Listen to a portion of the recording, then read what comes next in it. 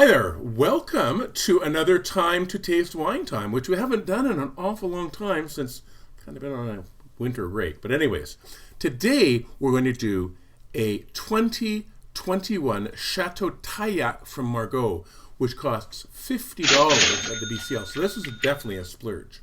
So let's talk about Bordeaux. Bordeaux is a famous wine area, very expensive wines, very beautiful wines.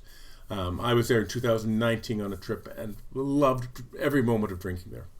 There is the left bank, there's the right bank, and then there's between the banks. Between the banks is okay wine, it's not the best wine.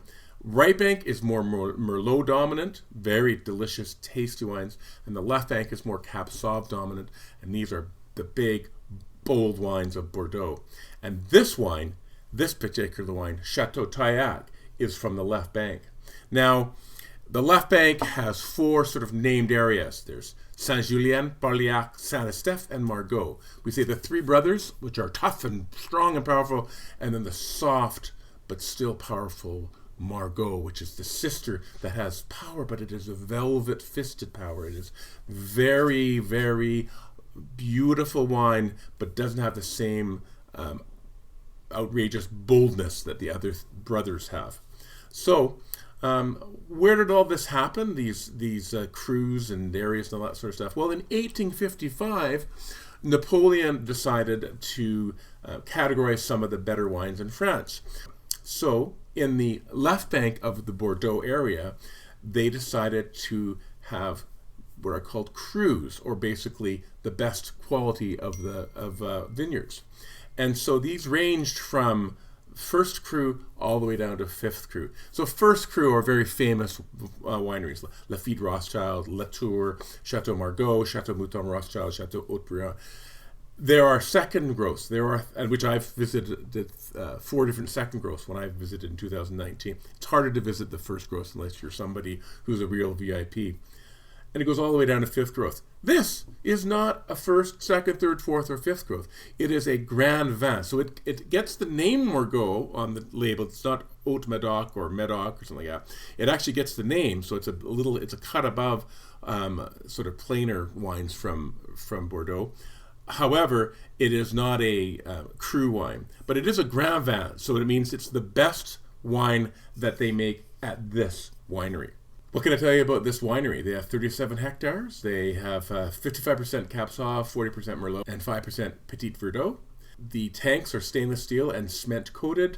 They put the juice in the vat for about 26 to 31 days, with 7 to 10 of those days being fermentation. And then it's put into French oak between 10 and 12 months. 35% of those barrels are new, and they make a total of 130,000 bottles, so about 10,000 cases. So this wine I'm excited about, because if you buy a Bordeaux wine, usually it's really, really expensive. You know, we're talking $200, $150 for a decent cru wine. This wine was $50. It's still a splurge, but it's not the same amount of splurgeness. What I've done too in this particular wine is I have decanted this wine for about an hour, because I'm thinking that it might need that to soften the tannins. But anyways, I'm very excited to try this, to get back into doing some tasting videos. So trying out this Chateau Taillac from Margaux, Bordeaux, the left bank. Let's try this wine.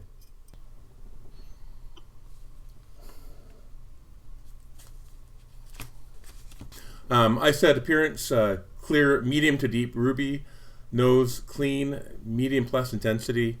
Red and blue fruits. I smell a lot of fruits: raspberry, strawberry, plum, black currant, blackberry, blueberry. Also, there are some cooked fruits, some overall jamminess, definitely bell pepper, tomato leaf, eucalyptus, some lavender, and some wet stone. And then as far as sort of aging, I got toast and cedar, charred wood, sort of a resinous sort of undertone, and then finally some leather, some tobacco, and some earthiness. So I got a lot off of this. It was a really pleasant nose. Yeah, I'm very interested to see if this is going to taste, how many of these we're going to taste, because man, if we can taste all those, it'd be amazing, but we'll see.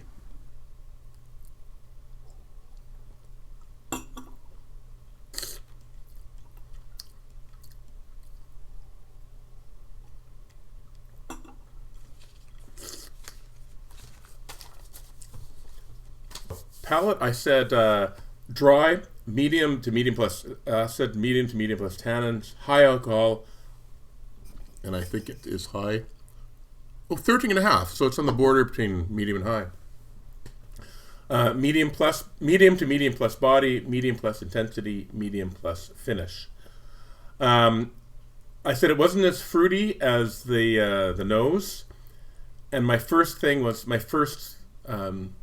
impulse was to say that it needs more time, and that it wasn't a terribly bold Bordeaux. I tasted some fruit, some raspberry, strawberry, some blackberry. A lot of those bell pepper, tomato leaf, eucalyptus, lavender, wet stone tastes were fine, and same with the toast, cedar, charredwood, resinous, and also the aging, the leather tobacco, and earthiness. So I just didn't taste as much as the fruitiness. However, once I had this with some crackers and cheese, it cut right into that tannin and acidity, and it's like, it rounded that wine out so nicely. And it was just beautifully integrated with food. Again, it's another reason why you need to have food. Because if you drink this wine in the Okanagan, let's say it's somewhere in the Okanagan, you drink this wine, it's like a little harsh on its own. But you have with it crackers and cheese, it's like, it's beautiful. So I said it was balanced, had really good length, good intensity, and was complex. I just wish that a little bit more of the fruit was there. So I rated it as very good.